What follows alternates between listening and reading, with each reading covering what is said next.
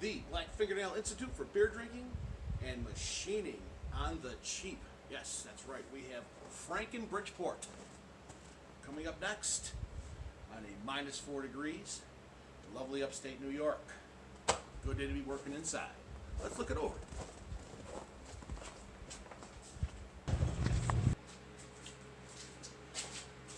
So the latest addition to the Alchadrome is a Bridgeport, sorta, kinda.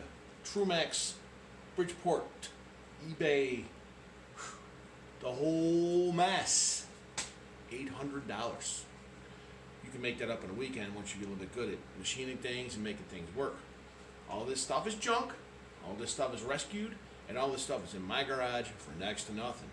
Helps out with the Corvette, helps out with a lot of stuff. Also my girls from Maxim. Yes, I'm 14. Sorry. But anyway, let's take a look at what we got going on here, man. We got this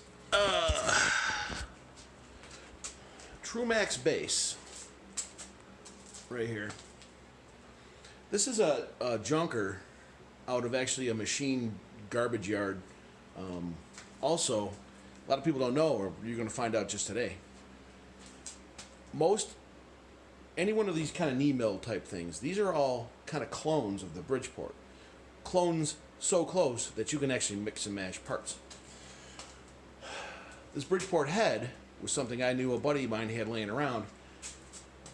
They had broken the quill stop on it, and you know they yanked it offline. This was on an old Bridgeport base that they pushed outside.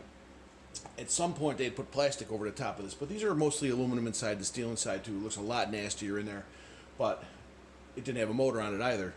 I was able to salvage one of those out of a scrapyard.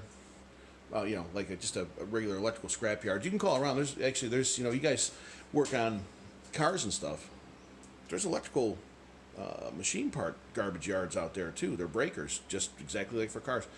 All you gotta do is a little bit of research. You walk in there, motors, 3-phase, 2-phase, whatever you gotta have. A lot of these guys have stuff like this laying around. Make friends with them, and they're more than happy to sell you stuff because it's just a junkyard, and that's how they make their living. They're pretty sleazy, but you know, do a little research, you can get there. So once you end up with this Bridgeport system in here, I had to do a little filing and wheedling and fiddling on it to get all this to work. This Bridgeport head will fit on this Korean-made Trumax base with just a little bit of work here, and it all bolts right up. A little bit of nickel welding. Fortunately, I'm able to do that. I'm a machinist. I've been a machinist all my life, and I'm getting better at things as I go. Of course, I make mistakes every day, but I don't. I've run out of ways to do things wrong, so naturally, that's how you get good at things, because you just don't break things anymore, because you just run out of creativity. And so all of a sudden, oh, this works because it works. This DRO, eBay, $25. Sure, it's stolen. If this looks familiar to you, you know, take it up with the guy that sold to me. I still have all the information, the address. But actually, no, it's not really stolen. It came in and the display's a little bit hammered, a little raspy, and it had a broken wire down at the stop switch for power feed. Power feed on this thing. No kidding. Dug that out of the parts at work. I asked my boss, I said, man, what do you think about that? He's like, I don't think about any of it. Get it out of here. Normally what happens to one of these power feeds, oh, my finger's in the way? Look at that. Normally what happens to these power feeds is there's a plastic gear on the underside. In this plastic cover here, I'm not going to take it off. Underneath there's a plastic gear, and if you get one of the ham-handed goons at work decides that they're going to be, one of these ham-handed goons at work decide that they're going to start jamming quills into vices. Fine. And speaking of which, this vise was just on it when I bought it. A little bit of rust remover, a little bit of engine cleaner, a little bit of this, a little bit of that. Boom, and you're good to go. So, this thing was on the ground. I hiked this up into place with my engine stand that I use for my vet, which is behind you. Yeah, see that? Yeah, I can tell you can see that. But anyway, we are machining in our garage. And so there's a beautiful spot right here next to that for See that catch-all bench right there? That fit a lathe beautifully. And now these farmers out here, the guys behind me, you know, they know I've got a mill in here.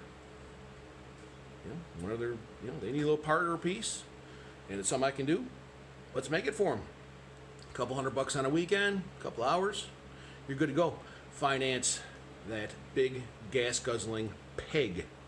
So anyway, that's what we're going to do this year. And then my next video, we're going to cover the work that we have to do on the vet to get her ready for spring. But right now, we're dealing with the house, and I'm doing some other stuff for the wife because she helps me pay for all this. And then, you know, nice talking to you. We'll see you down the road.